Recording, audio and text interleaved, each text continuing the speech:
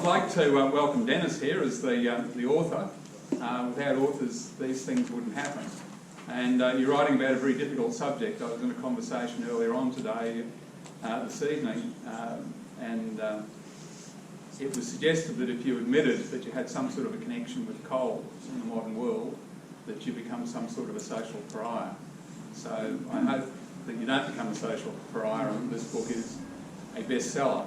I'd also like to welcome the Honourable Ian McFarlane along tonight, who heads up the Resources Council and has had quite a distinguished career in politics of various sorts, only for a period of time in the elected type in the legislature, but in producer organisations, I suppose, is the best way of putting it.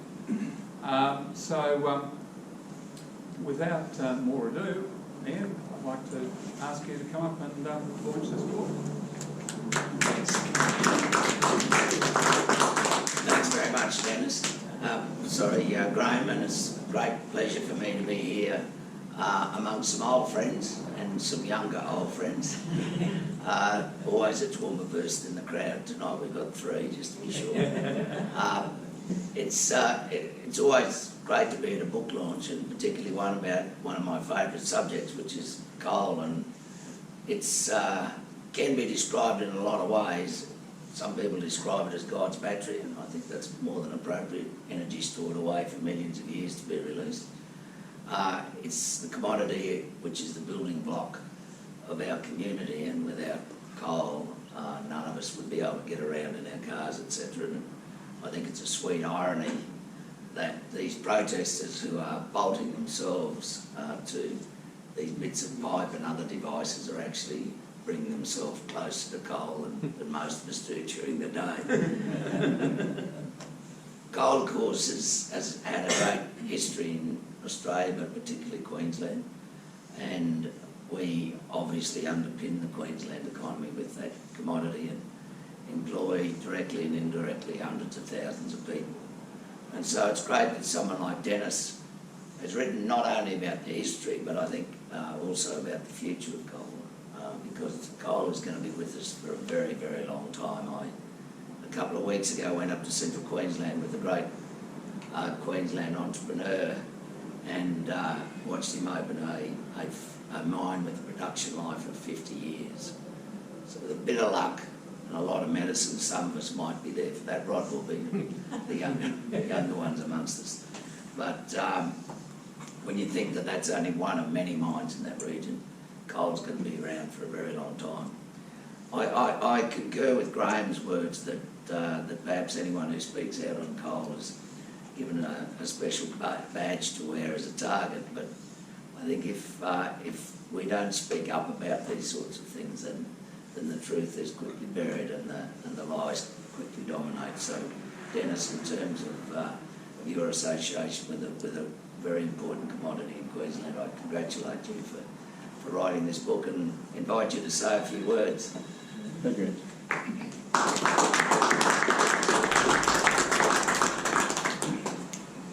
Thanks, Ian. I appreciate those words. And thank you to Graham Young for hosting the launch here tonight, and of course to Anthony Capello from Connor Court for agreeing to publish the book. And my thanks also to Colin Myers for his assistance with the invitations to tonight's function. It's been a fairly long journey, and my interest in the coal industry's history was stimulated, of course, by my 12 years with the New South Wales Coal Association and New South Wales Minerals Council. But it was when I read the book on the international oil industry by Daniel Yergin, American, called The Prize, which is a wonderful book, a Pulitzer Prize winner. I started to think about the possibility of doing something on the coal industry. Now, my ambitions weren't as lofty as Pulitzer Prizes, but I started to wonder if I could write something that was at least credible and which would do justice to the history of the industry. How viewers will view the book, readers will view the book remains to be seen.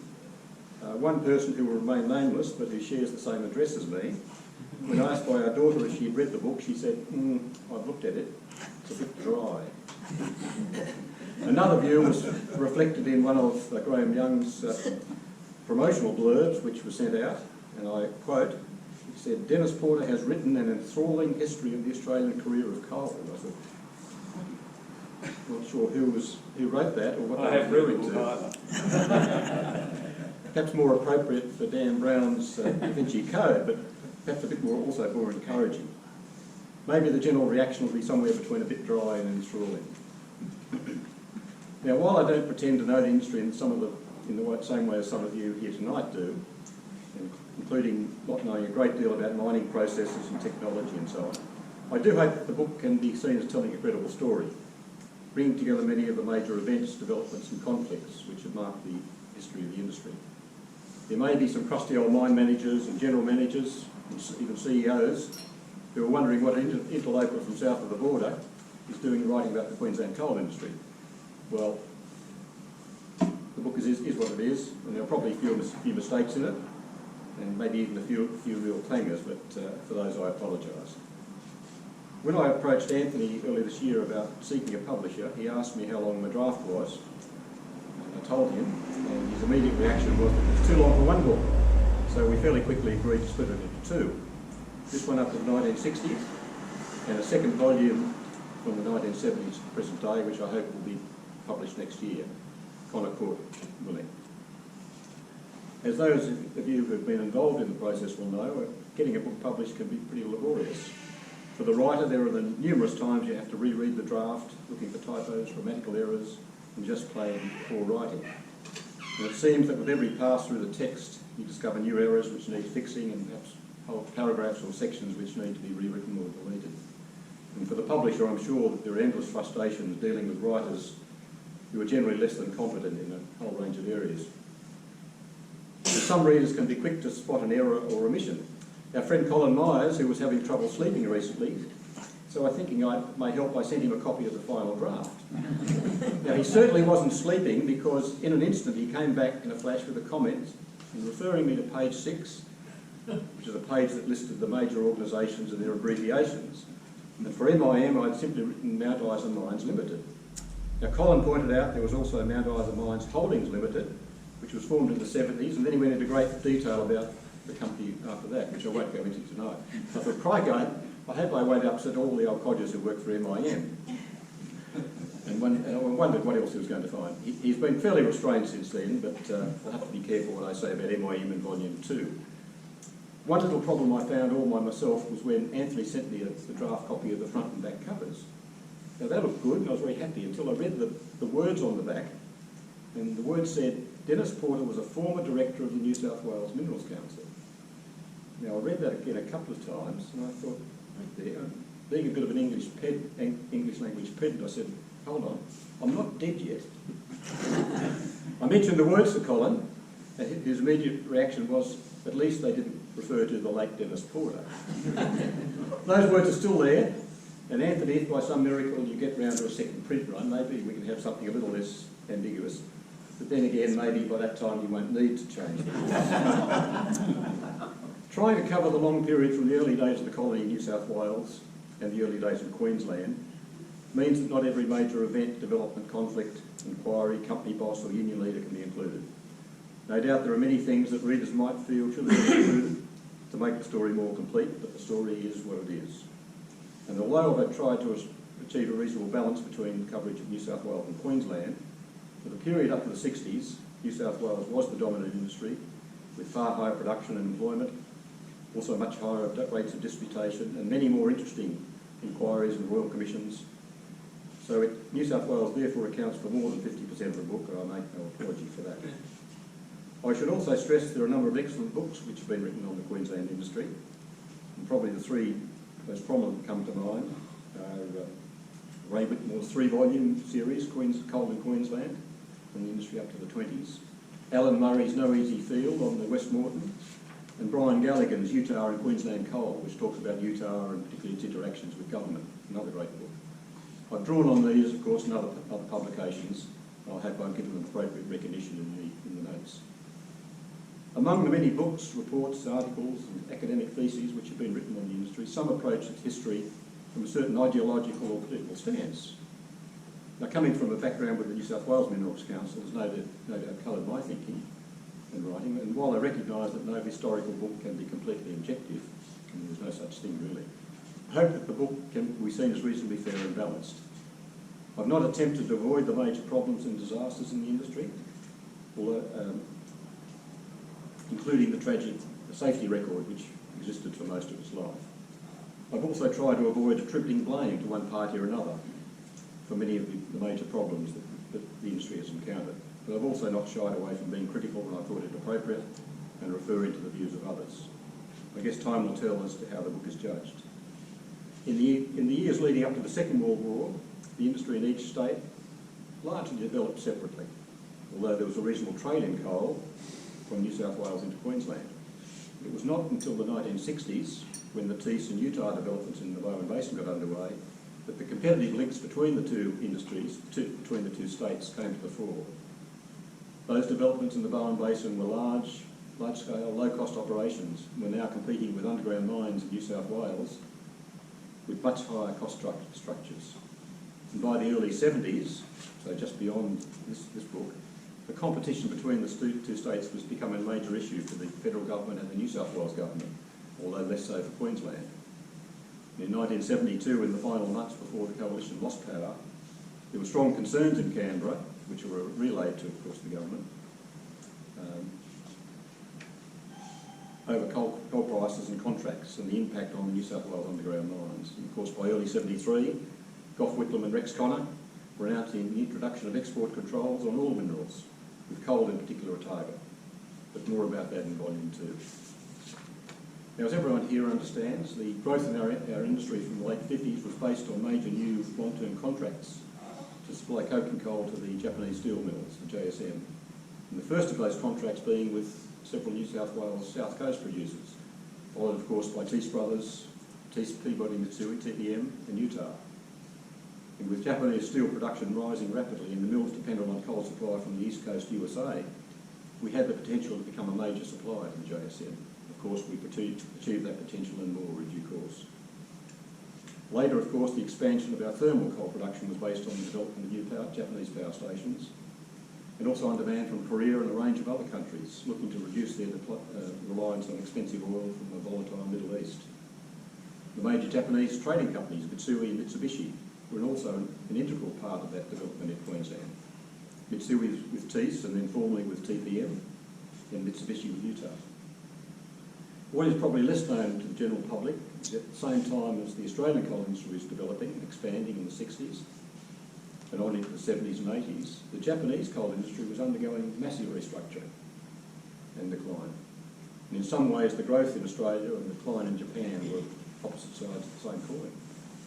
From a peak in the early 60s of around 48 million tonnes, production in Japan fell to less than 20 million tonnes by 1973. And the decline in employment in their industry was even more severe, from 244,000 in 1960 to around 25,000 in 1961, about 1/10. There were 682 mines in 1960, and only 57 by 1973. And those numbers, of course, continued to decline. We've seen major restructuring in our industry here at various times. It's had major impacts, of course, on the people, the communities, the companies. Japan also saw major impacts, probably greater than we experienced. In Queensland during the 70s and 80s, the Bowen Basin became the premier met coal province in the world. And BHP and its partners continued to be the dominant exporter, of course, along with Anglo, Glencore, Peabody and a range of other companies. But Queensland's history is much more than the development of the Bowen Basin. The West Moreton was the dominant region from the time the industry began, in the 1840s up to the 1960s. And there are other important mining operations, although not necessarily large ones, in the Darling Downs, Collinsville, Maryborough, Blair Athol and Mount Mulligan. If we go back to the time of Federation, Queensland's coal industry was pretty modest in size, about 500,000 tonnes a year, and about 1,200 people employed. At that stage, the gold industry in the state employed about 10,000. But coal occupied a key place in the economy of the state, fueling the steam locomotives that plied the 4,500 kilometres of track. Coal was also the source for the early town gas plants in Brisbane and Ipswich.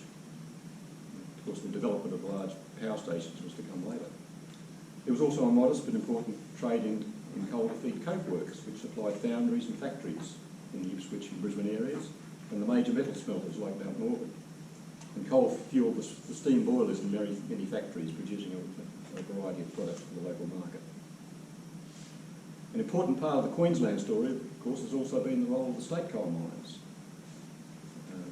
The government moved into coal in 1950 under the Ryan government, and that continued under the Theodore government. And so during the 20s, you had state mines in Collinsville, Styx River, Barralala, and Mount Mulligan. Mount Mulligan had been taken over by the government in 1923 following the 1921 disaster, which claimed 75 lives. There was also the Warra mine near Dalby, another state mine, but that was closed in 1919 after a short and troubled life. And Barralala was closed in 1928 following the flooding of the mine. The Bowen or Collinsville mine, as it was called at various times, was the largest of the government-owned mines until it was finally closed in 1961, then sold to Deccan Collieries, with MIM taking over a little later, full control a little later. It took a little longer for the New South Wales government to get out of the mine. In fact, 2002 when the mines were sold to Centennial. But then the investments in coal by the Queensland government weren't exactly roaring success stories financially, and I'm not suggesting the government goes back into that sector. The Queensland Coal Board, of course, was an also important part of the history in Queensland. From the time of its commencement, the start of 49 through the 50s and 60s and 70s. It was a major factor in the mechanisation of the mines, many mines, and of course the closure of many that couldn't adapt. QCB had major powers, but they weren't quite the same as the Joint Coal Board in New South Wales. The JCB certainly influenced the development of the local and the export sector, but that wasn't the case here. The export sector was basically regulated by the government itself. The industry's post-war history also includes the Coal Industry Tribunal set up under the parallel acts in New South Wales and Canberra in 1947. The tribunal had initially responsibility for industrial matters affecting the Miners' Federation, including state disputes. Its powers grew over subsequent years to cover all the issues in both states. The CIT was not the first involvement of the Commonwealth in industrial relations. We had it during both First and Second World Wars under war powers. But in 1916, Prime Minister Billy Hughes appointed a judge to arbitrate on claims by the miners. He obviously wanted a quick decision because Justice Edmonds, who agreed to take this on, conducted a one-day hearing and gave the miners what they wanted. And this became a landmark case, and for better or worse, the Commonwealth was now involved in industrial relations with the coal industry. And that involvement continued through the 20s, 30s and into the Second World War. One of the interesting aspects of the history of the industry in both states has been the wide difference in the relative rates of industrial disputation. And perhaps that's most clearly shown in the last year of the war, 1945, when in New South Wales 35% of production was lost to disputes and absenteeism, 35%. The other coal mining states, which Queensland being the major one, lost a combined 17%. Now that was bad enough, but only half of New South Wales. And that record continued with New South Wales far exceeding Queensland for many years. Queensland also did not see actual shortages of coal during the war, unlike New South Wales. And how many Australians know that in the late 40s, early 50s, or a couple of year period, Australia actually imported coal into Victoria and South Australia to make up for the shortage in New South Wales. And Callide, Tees's Callide mine at that stage enjoyed a subsidy, some of its coal into Victoria. The book takes the story up to the end of the 60s. As I mentioned earlier, I hope that a second volume covering the 70s to today will see the light of day next year. And those years, of course, will be much more familiar to many people in the industry today. The 70s and 80s and 90s were a turbulent period. I won't go into all the details here. We had the oil shocks in the 70s, the currency realignments, the cessation of growth in the Japanese steel industry, which is in 1973, I think it was. About 120 million tonnes, and Japan has never got back to that level of production in steel, and that had major influence on what happened in the market.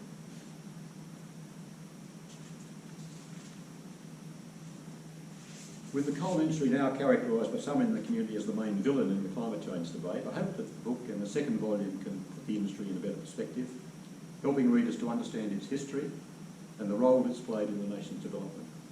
I hope this may improve the understanding of the general public in what's been and continues to be one of our most important industries. And perhaps also help to engender a little more pride on the part of those who have worked in the industry or still work in it. But before I go, and if any of you are agonising over whether to buy the book, I'd just like to show you something. I've just got it over here.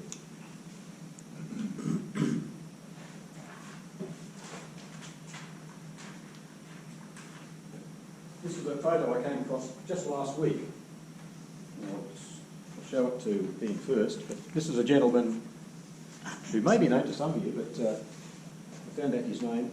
He's in a Queensland train, I think, and he looks very angelic, peaceful, and he's got a copy of my book perched on his belly. And I thought, what better recommendation? So Anthony, if you're looking for something to promote the book with, I think that may be it. And He's fallen asleep. well, I mean, Well, he's got halfway through it, though. he's looking relaxed, right? So, and I found out this gentleman's name, and I'm going to recommend him to the governor here for one of your bravery awards. I think if anyone's brave enough to read the book about the coal industry in a truss or a bus or a train, they deserve to be recognised. Thank you very much.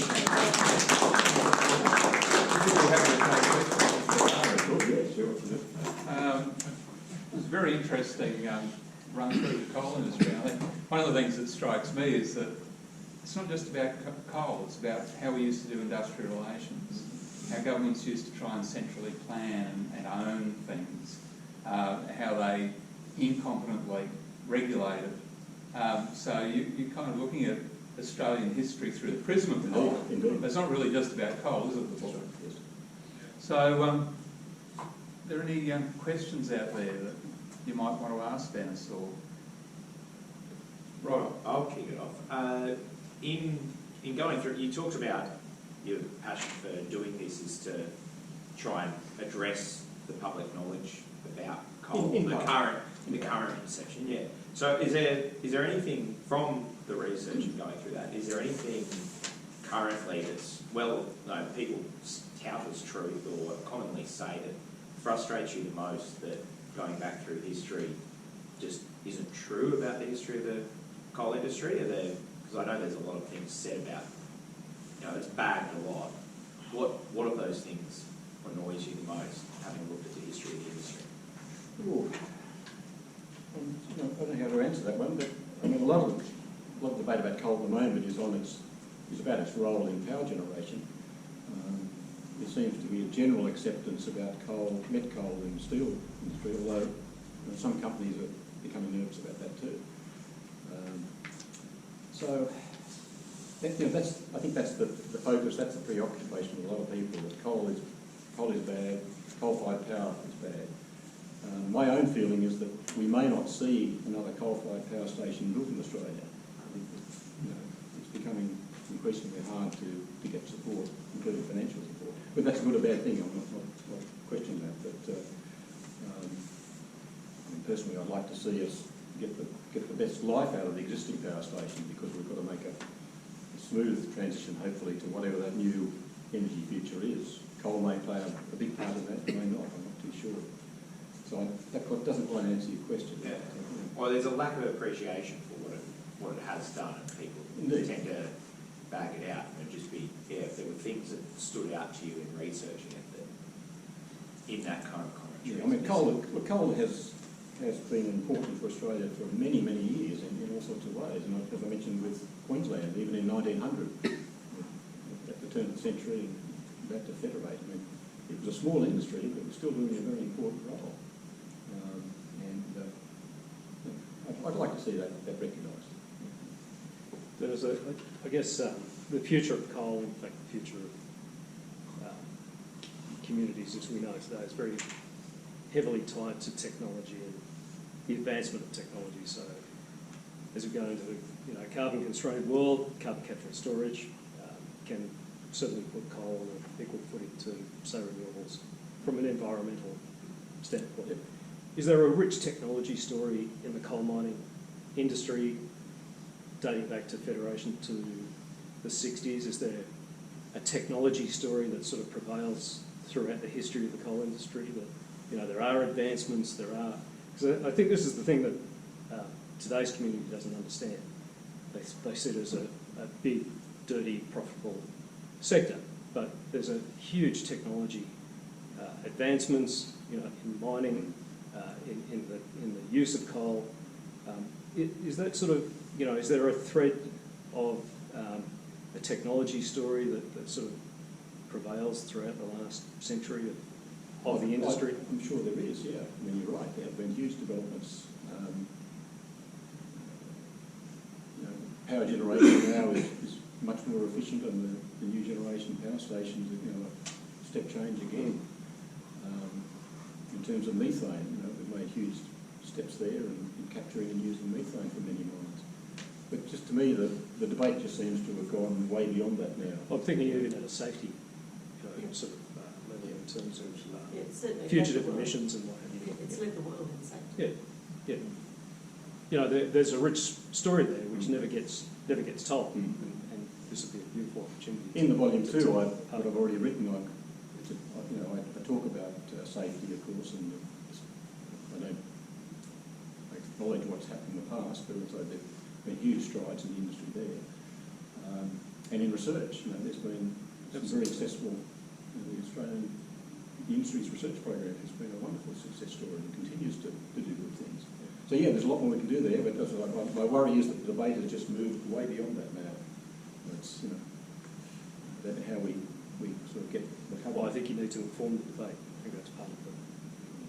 Could I congratulate you on a great presentation? I think that question's fantastic, but the objectivity has gone out of the debate, and it's all subjectivity. So when I look at a 16-year-old girl telling us what to do, I think back to once the Pope was infallible, and that's what we're up against. I mean, all good sense says it's safer to mine coal than it's ever been, it's cleaner to generate power with coal, it's cheaper to, but we're arguing against something much different to objectivity. Yeah.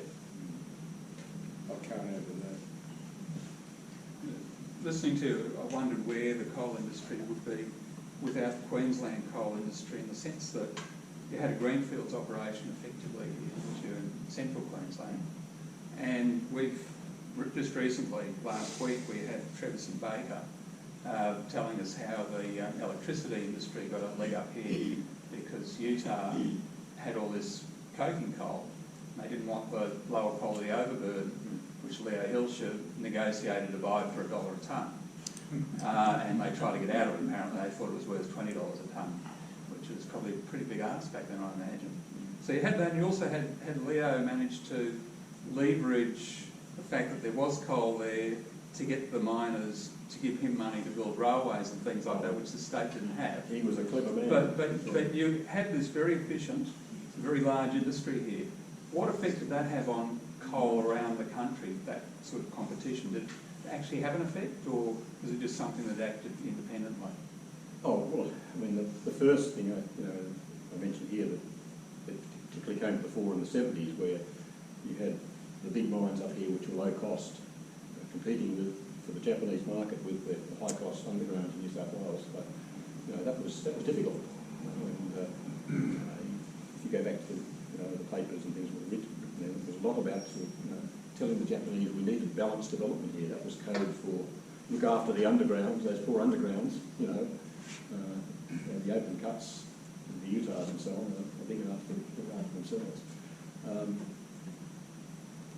Fortunately, the market was big enough to absorb coal from both states. Then you had the growth in the soft coking coal industry. A lot of that came from New South Wales. And then, of course, from the mid to late 70s, you had the growth in the thermal coal market, which again was a tremendous benefit to New South Wales, much more so than Queensland. So it's not there's no simple answer to that. Right. It depends on when you look in what time. And how much did the Japanese make this market? Oh, they were critical. And where else could they have gone other than Australia? Well, they went to Canada. They supported with long-term contracts new mines in Canada in the 70s.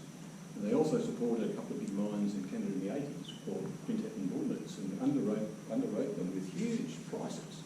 way above what anyone else was receiving.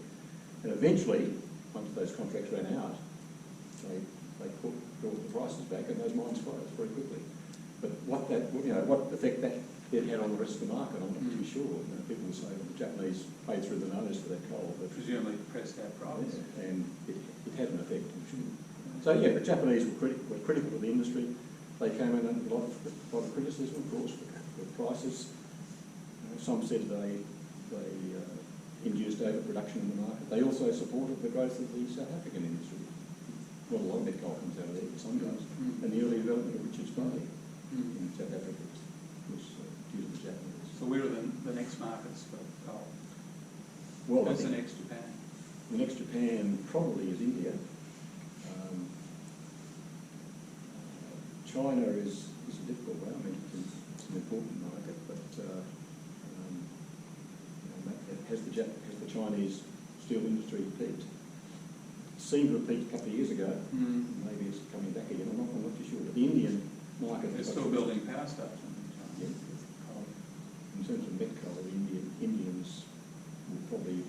they'll probably never get to where China is, but there's certainly potential there. And there are, in terms of thermal coal, there are a whole range of other countries too that are building power stations. Yeah. There was just one last question for me. I'm monopolising this bit, but no one else has put it. Oh, you've got a question? Just back to the current emotional debate, I guess, but in your research or thinking or writing in the book, did you come across anybody who really spelled out a sort of counterfactual history? Where would we be without coal? It seems to be the easy way to inject some rationality into debate with the youth is to explain what you wouldn't have if we didn't have coal, we didn't have democracy, etc., etc. But it strikes me, Queensland in particular, there'd be a pretty strong story to tell. We'd be still, as Leo used to say, it's still a third world country. Back in the 1970s, at the stage of development, probably without coal. And I don't have the knowledge or skill to spell it out, but have you come across any counterfactual scenario like that? I haven't, and that would be interesting to think about that. I mean, until more recent years, we haven't been blessed with gas. Would we have developed a nuclear power industry? I don't know, but I guess I was thinking that this basic standard of living, cheap energy is the fuel of economic and social development. Yeah. And Queensland's and at the other end, bring it right up to date and be very specific, was how many billions of royalties funding social welfare and other services. Didn't Brian Gallagher's book, very good book, for Victoria, didn't he point out that the deal that the Queensland government basically screwed the modern nationals, paid electrification of Queensland suburban railway lines. The academics in this state, who don't study state politics anymore, no one could explain why a National Party-led government electrified suburban railway lines. It was done by the National Party, not by the Liberal Party. The Liberal Party was a minority in Queensland government. Now, Lou Edwards, yes, was around and doing things, but I know the National Party wanted to give them to Brisbane, which they did, but I think Brian Gallagher's book is very good explaining the benefits to suburban Brisbane by the deals, charging the companies to use the railway lines that they built. Was a pretty good deal for Queensland, and no one really explained that very well. that's good. But certainly Queensland's had some very smart ministers and senior bureaucrats who very cleverly extracted a lot of money out of the coal industry through the rail system. That's changed a lot now, of course. But, over that period, the 70s, 80s, into the 90s, billions of dollars there. You mentioned Billy Hughes pushing through. I'm just wondering if there's more of a yarn there. The former union leader at the time, 16, I think, still Labor president, pushing through legislation in a day around that. Is there more of a story to that, or are you... Oh, there is. I think there is. I'm trying to think of this. In fact, from memory, Billy Hughes approached another judge, with his name now, and by the sound of it said, I want you to give the miners what they want. And the other judge, I think, said, and so he went to Edmonds and he did what was required. So, you know, it was a major win for the miners. They were probably due for some better wages and conditions and so on. But again, the point I was making was it brought the Commonwealth in to be a regulator, and you know, that continued. Any other questions? I've got one last one. There's a Harvard University report was reported yesterday, saying that Australia is not diversified enough and that we've got too many eggs in the mining basket. I just wondered what your comments were on that. My first comment is that that's our competitive advantage, or our comparative advantage. You know, we used to be an agricultural nation, and we rode on the sheep's back, of course, for many, many years. And since the 60s, we've become a very strong mining nation. You don't want to damage the economy by playing that. I mean, it would be nice to see other industries come along. But I'm very reluctant to see governments picking winners and trying to say, okay, well, we want to reduce our reliance on mining, so let's get embed with these industries. That can be dangerous. Yeah, we have a sort of fairly narrow profile, and particularly in terms of exports, but we're also a high-income country, and we're very good at what we do. And we've come a long way in the last 20, 30 years in terms of lifting our efficiency in mining. And that's been good. So we've left, obviously, we've gone from government to privatisation of the sector, and we clearly know we don't have enough energy from renewables to be able to sustain lifestyles, and we're not going to compromise where we are within regardless of different projects. So the question I have for you is, who's going to be the saviour to coal? Who's going to be the saviour to coal, like financing it? Because clearly we've got companies who privatisation, they're going to get lumbered with carbon tax issues. We've got consumer sentiment driving them away from it. You've got less investment. The government, there's a potential risk here for them to be re-elected. Who do you think is the saviour that's going to come to the coal? Well, probably not the coal industry, it's the power generation industry, I think. One option, and the federal government would seem to be looking at it, is do they underwrite a new coal-fired power station? Maybe they don't finance it, but they underwrite it with some sort of contract. Look, I don't know. That's a tough one. And maybe they'll do that. Maybe they won't. Because the focus seems to be at the moment on hydro. We've got Snowy 2, we've got the Tasmanians who want to build more pump storage there and build another connector across the Bass Strait. They seem to be the priorities at the moment, rather than coal. But it is possible, I suppose. Ian might have a particular view. He's probably closer to the action than I am these days, but I'm sure he is, in fact. But in terms of that, last week we had an Aberrath lecture and Travis Baker was the speaker. We've got the YouTube video up, and he talks about the need for a new coal-fired power station, but not in North Queensland, somewhere down south in Victoria. So you might find some of that interesting just to look at. If you go to our AIP website, aip.asn.au, it's right on the front page at the moment, and there's a question and answer session there as well, which is probably more interesting than his speech. By his own admission. By his own admission. He's done very well out of the power station on the Central Coast. He has, yeah. He's bought for $1 million and in the books for 730 these days.